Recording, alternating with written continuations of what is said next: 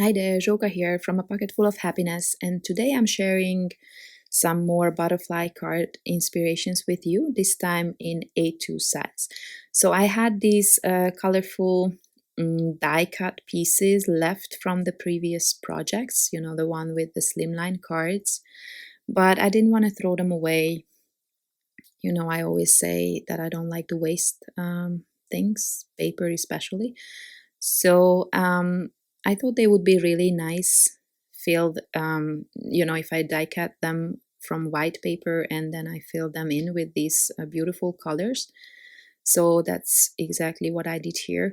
And while I was die cutting these white ones, I realized that I really, really loved the look of white on white. So I was actually thinking maybe I shouldn't even fill them in. But again, I don't like to waste, so I did. And then I created a second card where I really, really aimed for a white on white design, but then it didn't quite turn out that way. You will see that soon. So here, of course, I could have left the background white as well because it would be beautiful. But again, if you know me, you know that I love patterns, so I will stamp that background. I have a lot of background stamps, so I just chose one of my favorites. This one is the houndstooth background, and I'm going to be using gray. I find that with, like a very colorful die cuts like these butterflies there. I wanted to say rainbow colors, but it's really not rainbow colors. It's just like a part of the rainbow, maybe. I find that gray and white work best. I even like light blue with them, but for some reason I was on a gray roll, so to say. So yeah, I stamped it in gray. And again, I used warm grays. I'm not sure which one, but I will link it in the description box below. And so I'm creating my card base here, and then I'm just trying to arrange the butterflies the best way I could. I like if my die cuts are hanging off the edge, so I always try to make sure that on every side there's something hanging off. And then, of course, I will trim them down. I could have die cut more. I actually thought that these would fill the background, but then I didn't want to mix in more colors, so I just I stayed with this idea here. And this way I actually have some space at the bottom for my sentiment, which I didn't want to place over the butterflies. I wanted to add those little pieces that I trimmed off, but then I didn't quite like that look, so I just abandoned that idea. So this is the next one that I mentioned.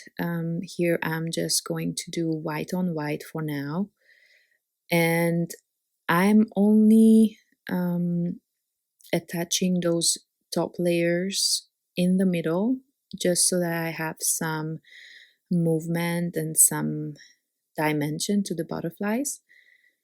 And then I'm just going to kind of create the same sort of design as before, but then here I actually decided to die cut some more to fill the whole background. And every time I arrange these, once I start to glue them down, somehow things change. Somehow I always end up with different arrangements, but it's okay. So once I'm once I've managed to decide what I want. I'm gluing them down again just in the middle so that the wings can lift off, although I'm not bending them up at all because well, I could do that, but I didn't really want to this time. It just felt like I have enough dimension. You could also add foam tape, obviously, and then you have even more dimension and texture, but I kind of like this look. Okay, and then I was thinking about, normally I use these small pieces as well when I create a background pattern like this, but I kind of didn't like any of the pieces the way they looked, so I actually die cut one more butterfly instead, and I'm just going to add that one, and that fills that hole in the pattern. So yeah, and then of course these tiny pieces I'm just going to throw away. I don't keep everything. Okay, so this is where I changed my mind, and instead of white on white, I went with some color, just a few pops of color, and I still had this plenty of these pattern paper pieces, so I die cut a few more butterflies. And now I'm going to choose sentiments from the trellis background stem set. Some of my favorite sentiments are in this set actually. They are longer. I really wanted to use these longer ones because yeah, I haven't used them in a while and I really like them. So I'm using Wow embossing powder to do white embossing on black cardstock, which I find really beautiful. And I just cleaned them up. I had a few stray bits of powder here and there. And I super love this font as well. So I'm actually happy that it embossed really well. So now I'm cutting down these sentiments as small as I just could. I do not like big sentiments unless they are stamped directly on the card front. So, excuse me. So yeah, I try to make these work, but then the bigger or the longer sentiment I just didn't like on either card. So I'm saving that for a future project.